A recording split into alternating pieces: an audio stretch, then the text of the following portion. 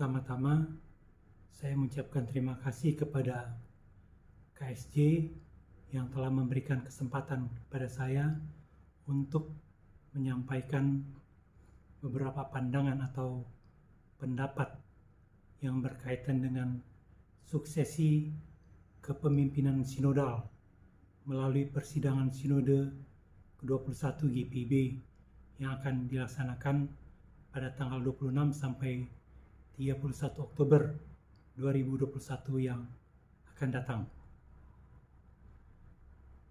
Belakangan ini ramai diperbincangkan tentang perlu tidaknya seorang yang akan menjadi calon fungsionaris Majelis Sinode GPIB mempunyai visi dan misi.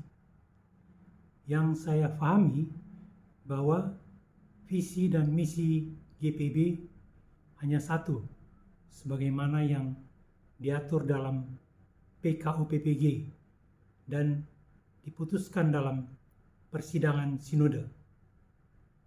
Setiap fungsionaris Majelis Sinode tidak perlu membuat visi dan misi yang lain selain yang dimiliki oleh GPIB. Akan tetapi, fungsionaris Majelis Sinode harus mampu memahami visi dan misi tersebut agar dapat menjabarkannya dalam bentuk-bentuk kegiatan sinodal sesuai dengan tanggung jawabnya.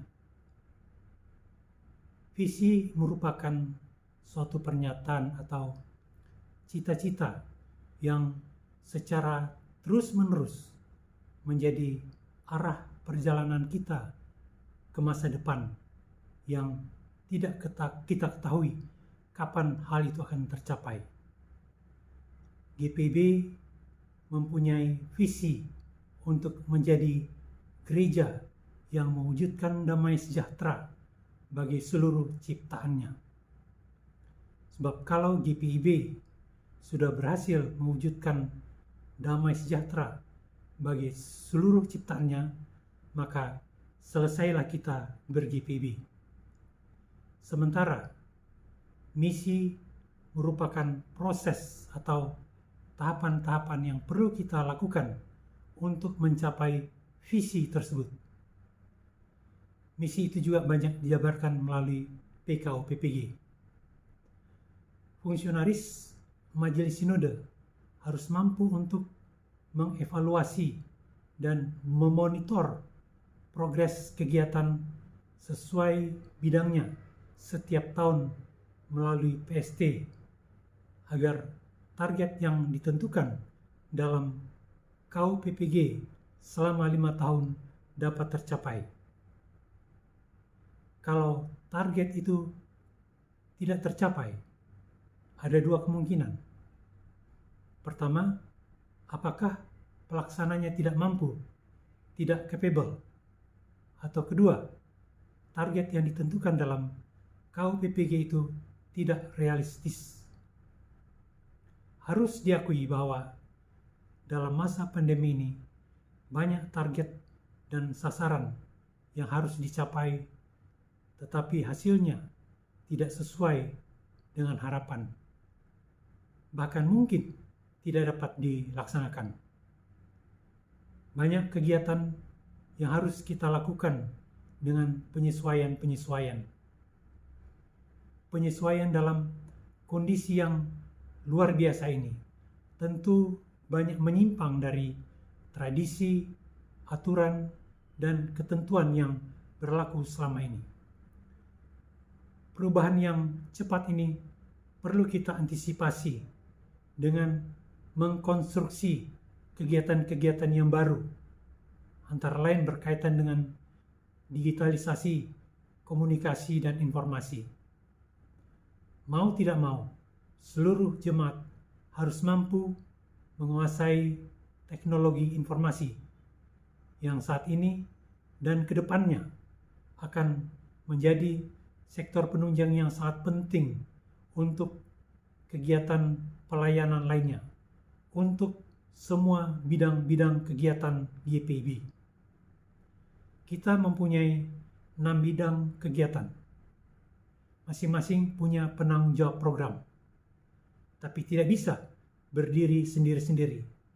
Harus bersinergi dengan bidang-bidang lainnya. Oleh sebab itu, dalam pelaksanaan kegiatan ada istilah penanggung jawab program dan penopang program.